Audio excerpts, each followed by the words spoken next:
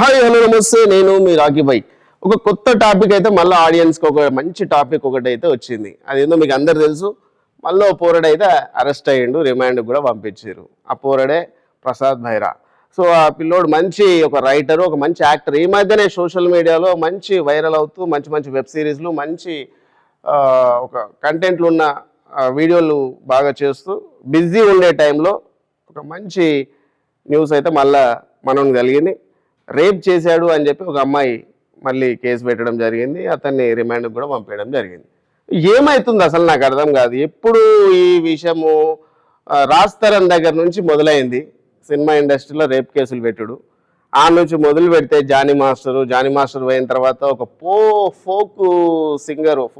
Folk writer ఒక అతను ఉండే, అతను కూడా రేప్ చేసిండని ఇట్లా నెలకొకటైతే మొగళ్ళ మీద మంచి కంటెంట్ ఉన్న వీడియోలు అయితే వస్తున్నాయి. సో ఇది ఎంతవరకు నిజము ఎంతవరకు అబద్ధం అనేది తెలియదు. ఉన్నప్పుడైతే బాగానే ఉంటారు, షూటింగ్లకు వస్తారు, షూటింగ్లు చేస్తారు, మంచిగా వీడియోలు చేస్తారు, అన్నీ చేస్తారు. మరి లాస్ట్కి వచ్చేవరకు మరి అబ్బాయిల మీద ఎందుకు ఇట్లా టార్గెట్ పెడుతున్నారు, ఏమవుతుంది అసలు, నిజమేనా ఇది అబద్ధమా అనేది కూడా చాలామందికి ఆడియన్స్కి అర్థమవుతలేదు. కాబట్టి ఏంటంటే మనం కూడా అన్నీ ఒక కోణంలో చూడకుండా ఒక విధంగా మాట్లాడదాం. నిజంగా అమ్మాయిలకు ఇష్టం లేకుండా ఏ అబ్బాయి అయినా చేయేస్తాడా? ఏ అబ్బాయి అయినా నిజంగా అంత డేర్ చేసే దమ్ము ఉంటుందా? ఏం జరుగుతుంది అసలు? అంటే మీరు మంచిగా ఉన్నప్పుడు బాగానే తిరిగి తర్వాత ఏదన్నా పడక ఇట్లా కేసులు పెడుతున్నారా ఏంది అర్థం? మరి మీరేం చేస్తున్నారా అబ్బాయిలు? మీరు కూడా పోయి కేసు పెట్టవచ్చు కదా. చాలామంది అబ్బాయిలకు కూడా అన్యాయం జరుగుతుంది.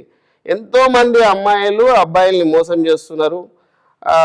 చాలా సందర్భాల్లో అవుతున్నాయి కూడా. కానీ ఎందుకు ముందుకు వస్తలేరు? అంటే మగవాడిని కదా నేను చెప్పుకుంటే నా ఇజ్జత్ పోతుంది అని చెప్పి వస్తలేరా ఏమో తెలియదు. కానీ ఏం కాదు, మొన్న ఢిల్లీలో ఒక సంఘటన జరిగింది. ఒక భార్య అంట ఇన్ని లక్షలు ఇన్ని కోట్లు ఇవ్వకపోతే నేను కేసు పెడతానే వరకు మనోడు సూసైడ్ అటెంప్ట్ చేసిండు. చాలామందికి మగవాళ్ళకు కూడా అన్యాయం జరుగుతుంది, మరి ఆడోళ్ళకే కాదు. కాబట్టి ఏంటంటే కొద్దిగా మీరు కూడా బయటకు వచ్చి మీకు ఏమైనా నిజంగా ఇట్లాంటివి ఏమైనా జరిగినప్పుడు ముందే వెళ్ళి మీరు కంప్లైంట్ ఇచ్చుకుంటే చాలా సేఫ్ సైడ్ ఉంటారు. ఇండస్ట్రీలో చాలామంది కొద్దిగా ఫేమస్ కాగానే ఇట్లాంటివి చాలా వస్తున్నాయి. అదే వాడు ఫేమస్ కాకుండా వాడు ఎంత తిరిగిపోతాడని కానీ ఏమన్నా కానీ సినిమా ఇండస్ట్రీలో మీకు చాలామంది చూసుకుంటే కాస్టింగ్ డైరెక్టర్లని, కోఆర్డినేటర్లని, ఏజెంట్లని చాలామంది ఉంటారు. మరి వీళ్ళంతా చాలామంది అమ్మాయిలను వాడతారని నాకైతే తెలుసు. చాలామంది కూడా చెప్పారు, నేను కూడా చాలామందిని చూసిన. మరి వీళ్ళందరిని వదిలేస్తారు. కొద్దిగా సెలబ్రిటీ కాగానే, కొద్దిగా పేరు రాగానే వాళ్ళనే టార్గెట్ చేసి ఎందుకు అట్లా కేసులు పెట్టి ఇరికిస్తున్నారో అని అర్థమవుతలేదు.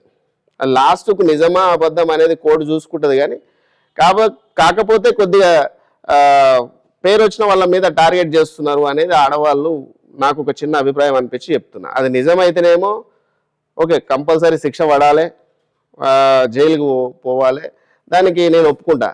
కానీ అట్లా కాకుండా వీళ్ళు ఇష్టంగా తిరిగి ఫైనాన్షియల్ విషయం వచ్చినప్పుడు లేకపోతే ఇంకేదన్నా సందర్భంలో మాత్రం కేసులు పెట్టి వాళ్ళ లైఫ్ని నాశనం చేయాలని చూస్తే మాత్రం మీకు కూడా ఎక్కడో అక్కడ దెబ్బ తగులుతుంది.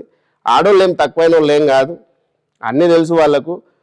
కానీ ఆడోళ్ళ రాజ్యం నడుస్తుంది కదా, వెళ్ళి కేసు పెట్టంగానే ప్రతి ఒక్కరు చట్టం కూడా వాళ్ళ చుట్టంలాగా ఫస్ట్ వాళ్ళకే ప్రియారిటీ ఇస్తుంది. కాబట్టి ఏంటంటే అబ్బాయిలు జర చూసి జాగ్రత్త ఉండండి. ఇండస్ట్రీలో వాళ్ళు అమ్మాయిలు క్లోజ్గా ఉంటారు కదా, మాట్లాడుతారు కదా, ఏం చేసినా కూడా నడుస్తుంది అని అనుకోకురి. వాళ్ళు ఎప్పుడు ఎట్లా రియాక్ట్ అవుతారో తెలియదు.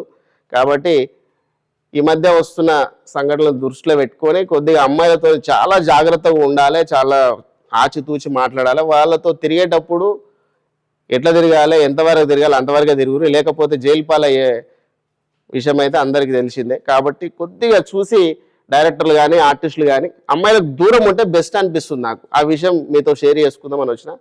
నచ్చితే మంచి లైక్ చేయరి, కామెంట్ చేయరి, షేర్ చేయరి. Thank you.